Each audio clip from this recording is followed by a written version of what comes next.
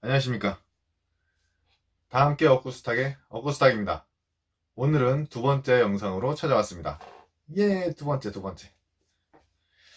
지난 영상에서 말씀드렸던 것은 우리가 가치 투자를 해야 하는 이유에 대해서 요약을 해드렸고요. 다시 한번 말씀을 드리면, 기관이나 외국인이나 일반 투자자도 모두 이 목적은 한 가지입니다. 바로 이제 실현 수익일 텐데요. 일반 투자자들은 상대적으로 정보력에서 이제 늦기 때문에 대응이 일단 잘 되지 않는다고 말씀을 드렸고요. 이런 것들을 이제 시간 분할로 해서 이렇게 매수를 해야지만 이 리스크를 좀 이렇게 분산시킬 수 있다. 시간적인 관점에서 이렇게 말씀을 드렸습니다.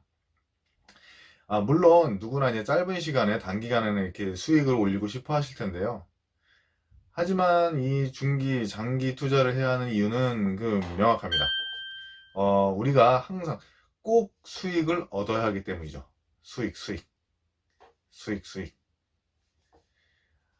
그렇기 때문에, 우리는 가장 확률이 높은 게임을 해야 되는 겁니다.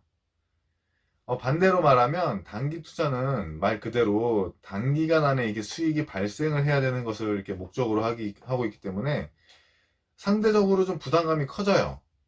이 부담감이 커지기 때문에 조급해지기 마련입니다. 이게 웬만한 고수가 아니고서는 대부분 다 조급할 거예요. 왜냐면 짧은 시간 안에 확실한 수익을 딱 내야 되기 때문이죠. 그러다 보면 이제 잘못된 판단들을 하기 시작합니다. 이런 것들이 이제 하나, 둘 쌓이면 이제 우리가 수익을 얻을 수 있는 확률이 쭉 낮아지는 거죠. 그렇게 되면 이제 우리에게는 손실의 위험이 이제 농후하게 노출이 되는 거죠. 모든 투자는 어찌됐건 간에 이런 수익의 연속성이 있어야지 우리가 뭔가 지난 시간에 말씀드렸던 또 다른 수입원으로서의 역할을 할 수 있을 텐데요.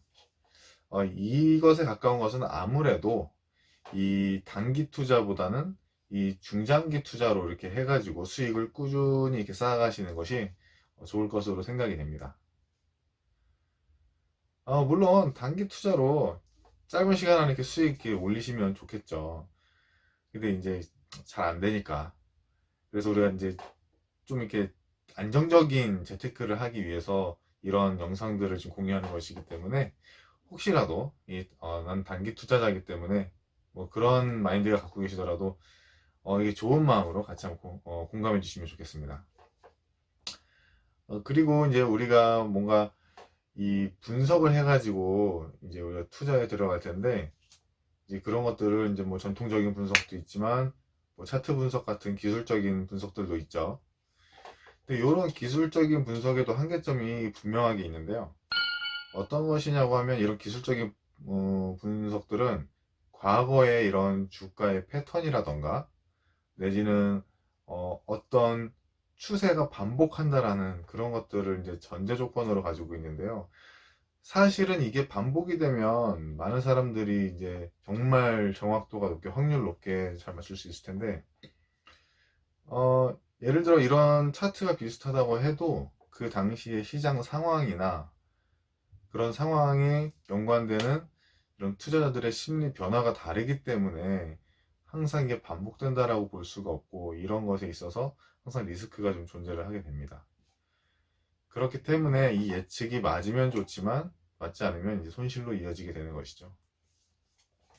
그래서 이 시간적으로 분할 매수를 해야 이 리스크들을 전체적으로 관리를 할 수 있다. 이렇게 얘기를 드렸었습니다.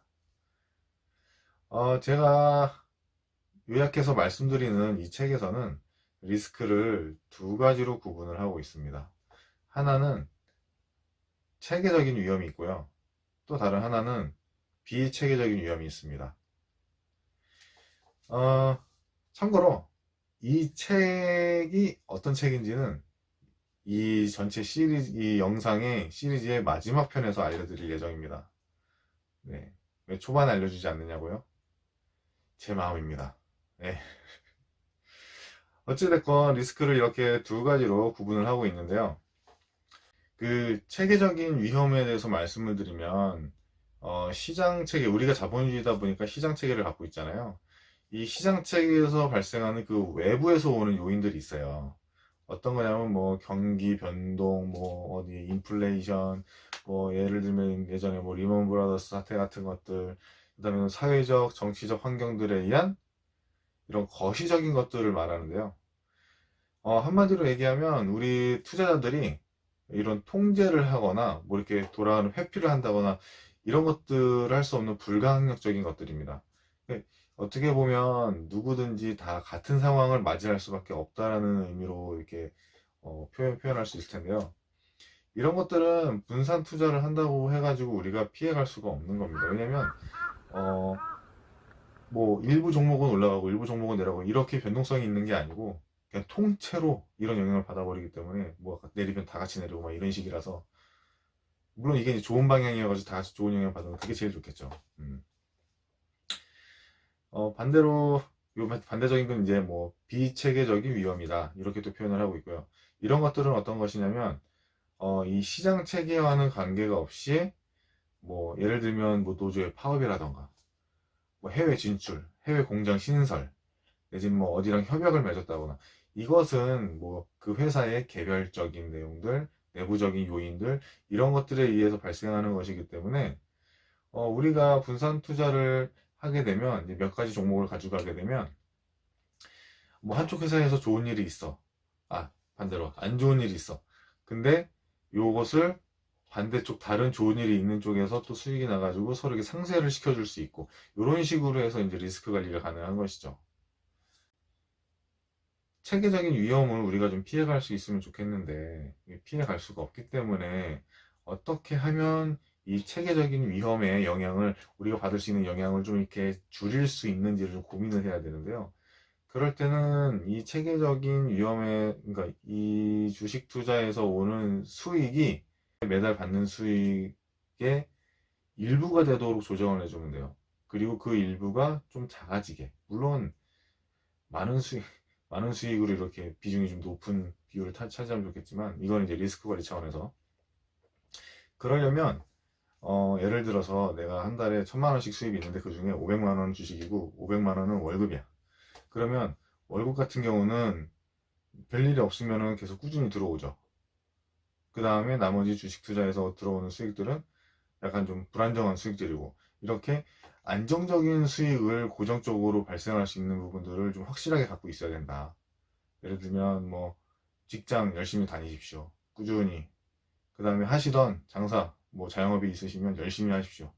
이것을 기반으로 하고 여기서 자금을 모아서 추가적인 수익을 발생을 시키는 거지. 물론 이제 전업 투자자들이 계시긴 하지만 너무 그쪽에 몰려버리면 나의 그 한 달 한 달 경제 상황이 너무나 좌지우지되기 때문에 안정적인 수익은 어느 정도는 확보를 해놔야 된다. 이런 식으로 해서 체계적인 위험의 비중을, 나에게 있어서 그 비중을 좀 최소화시켜야 된다. 최소화. 그런 식으로 해서 조절을 해야 된다라고 말씀을 드릴 수 있겠습니다.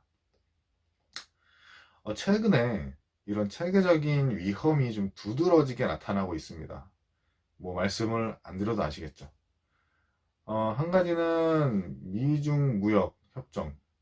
오늘 지금 뭐 90분 만에 그 종료가 되고 뭐 약간 지연되고 뭐 이미 관세는 인상이 돼서 지금 흘러가고 있는 상황인 거고, 불안한 상황이 있고, 또 하나는 대북. 이 대북 문제는 잘 풀어가고 있다가 베트남 하노이에서 한번 깨졌죠. 깨지고 나서 지금 저기 북한에서 미사일을 2번에 걸쳐 가지고 발사를 했거든요. 2번. 이 미사일 발사할 때마다 우리나라의 주가가 좀 쭉쭉 빠지는 그런 일들도 있었고, 이런 두 가지의 체계적인 위험들은 뭐 나만 영향을 받는다거나 다른 사람만 영향을 받는다거나 뭐 그런 게 아니라 다 같이. 그래서 오늘 전체적으로 주가가 많이 떨어졌어요. 모든 게. 물론 오후가 돼가지고 좀 테마주별로 해가지고 좀 나눠지긴 했었지만, 오늘이라고 얘기하는 건 오늘 5월 10일입니다. 2019년 5월 10일. 그래서 초반에 많이 이게 전체적으로 내려왔었고, 좀 이렇게 오후장 들어가면서 반도체주나 이런 거 위주로 해가지고 조금 반등이 있었고, 물론 그 중에 오르는 종목들이 있긴 있습니다. 하지만 우리가 이런 것들을 이렇게 진짜 신의 손으로 이렇게 슉슉 이게 뽑을 수는 없으니까. 네. 대부분이 영향을 같이 다 받는다라는 얘기입니다.